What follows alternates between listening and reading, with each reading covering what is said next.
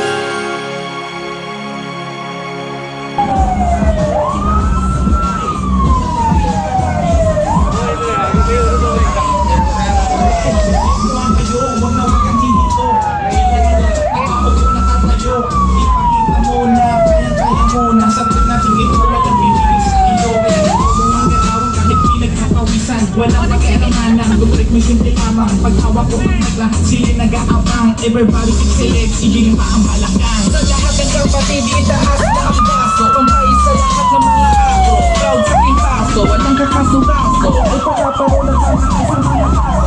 Hindi mo pipigilan, ako sa lahat mo lang. Ibo ko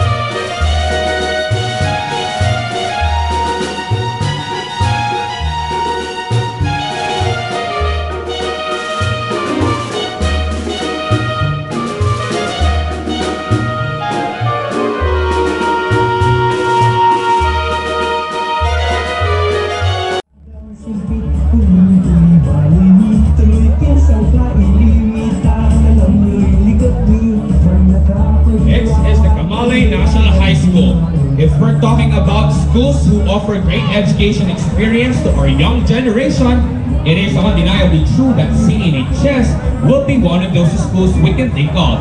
CNHS is being led by their principal for Dr. Bernardo A. Friade. Again, the Binmaley National High School. Binmaley National High School, hep hep! Hep hep! Ayan! Tulad National High School, hep hep! Hep hep!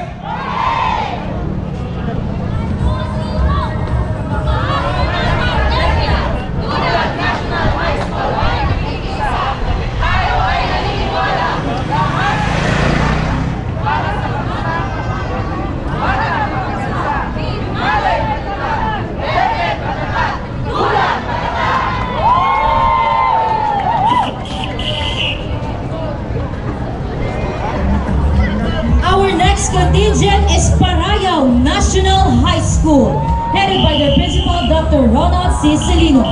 A school that creates diversity and brings together students from different cultures, backgrounds, and outlooks. And once again, the Parayaw National High School.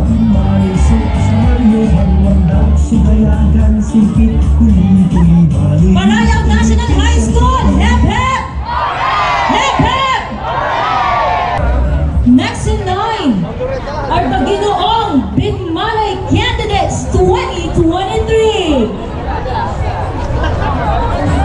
If the beauties want to be beautiful with the heart, these fresh, dashing, and witty young men want to prove themselves masculinity with responsibility, as they aim to be very first ever Ginoong Binmaley 2023, headed by Mr. Bradley Bautista and Mr. Bernard Culaco. Next is the Binmaley Catholic School Incorporated teaching and non-teaching staff, together with the junior high school and senior high school champions for the Battles of the Brains, headed by Reverend Father Jaime F. Quito Jr., Dr. Melissa M. Soriano, and Dr. Marilu D. Austria. Well, we have to talk about the schools that offer great and exceptional education, and BCS is undeniably one of those. Moreover, BCS is known for its will in maintaining quality education, and its teaching and non-teaching staff are the main proof that nothing is impossible if we become one and united towards one goal, and that is giving the best to our students. One main proof are the champions of the BCS from the recently concluded Battle of the Brains. Again, the Binmaley Catholic School Incorporated teaching and non-teaching staff, together with the junior high school and senior high school champions of the Battle of the Brains. Next in line is the Jesus the Nazarene Academy of Binmaley. Trust is mighty and will prevail. We are great, as the price of greatness is responsibility, and true, as it is the rock foundation of every great character. Let us welcome the Jesus the Nazarene Academy of Binmaley, headed by the school director, Reverend Father Jaime F. Quito Jr., and the school principal, Mrs. Venus R. Iraskin. Our next contingent is the UCCP Binmaley Economical Learning Center Incorporated. This school is located on Mabini Street in Binmaley, Pangasinan, and is headed by their school principal, Dr. Maria Belia Perez. Once again, UCCP Binmaley Economical Learning Center Incorporated.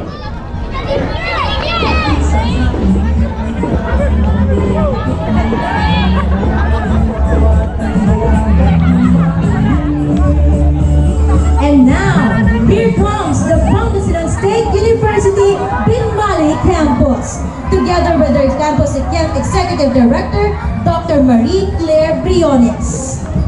From a small town endowed with coastal and environmental resources and regarded first-class municipal of Binmaley, there exists the PSU Binmaley Campus in Barangay San Isidro Norte.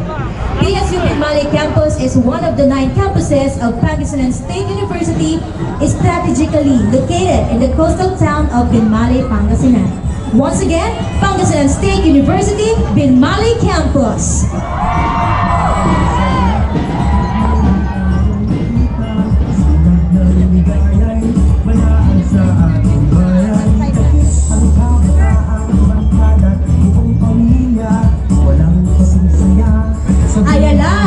Simmabila, Wadjalara, lapod kasing garay dayat na balay tayon pinabli, ipaparuntan subandang mampipida, na say talento tan abilidad daray kalungwaran abim palenyo.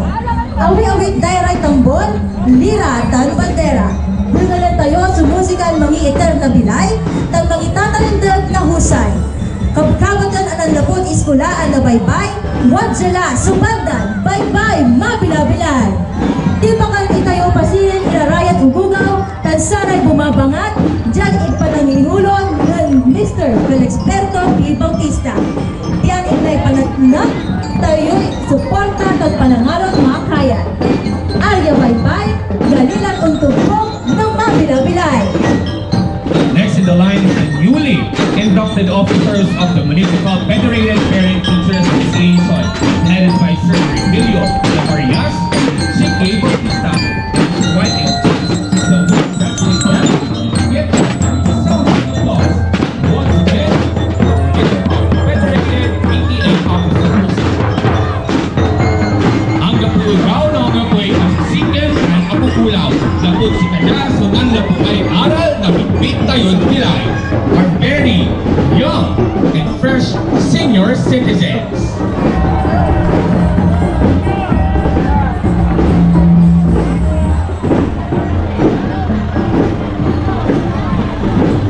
The next contingent is the Veterans Federation of the Philippines, 2nd District, Pangasinan, headed by Mr. Jaime Pagat.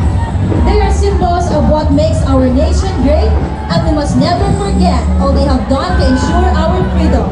They believe in the saying, no veteran shall be left behind.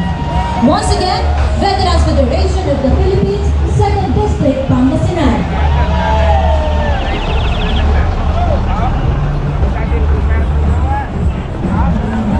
Once again, let us all welcome the Barangay Health Worker Officers, headed by Milagros Buenafe. These are the people who voluntarily render their service just to give the primary health care of their community. Once again, the Barangay Health Worker Officers. Northern Luzon Region 15, Mabikas Binmaley Eagle Club, with a guiding principle, service through strong brotherhood. Again, the Mabikas Binmaley Eagle Club.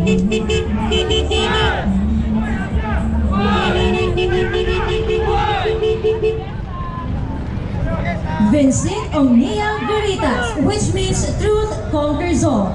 Standing with honor and dignity, long live Alpha Kappa Binmaley Chapter, headed by Mr. Jerome Castro. Long live Alpha Kappa Binmaley.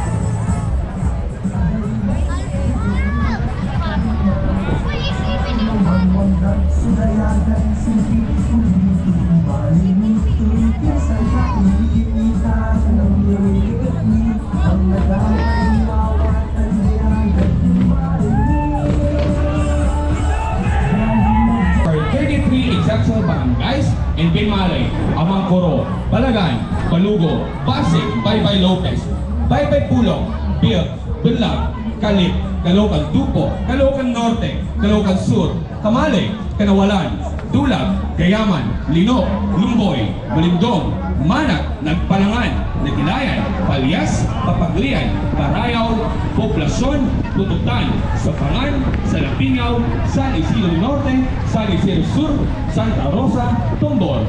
With us are the 33 illustrious barangay captains, ladies and gentlemen, the Association of Barangay Captains and its officials. Also with them are the SK Federation of Binmaley. Ika nga ni God Jose P. Rizal, ang kabataan, ang pag-asa ng bayan. Sila ang nagsisilbing boses ng kabataan at dapat naglalaki sa mga kapwa kabataan sa pag-ahon ng sariling komunidad at ng bayan. Mga kaibigan, mga kapwa Binmaleyans, ating salutuhan ang SK Federation of Binmaley.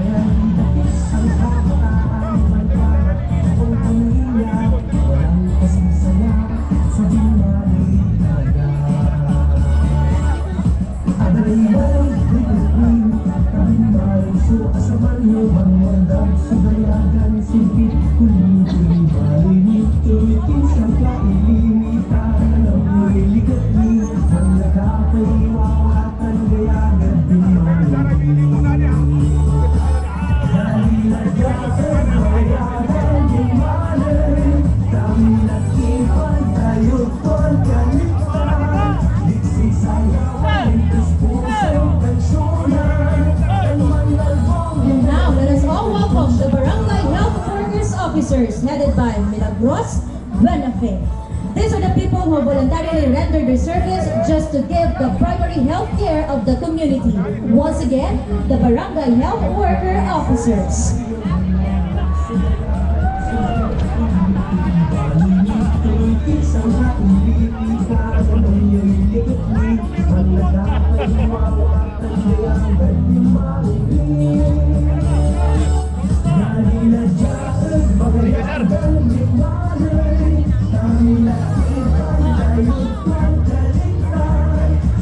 Sayawan,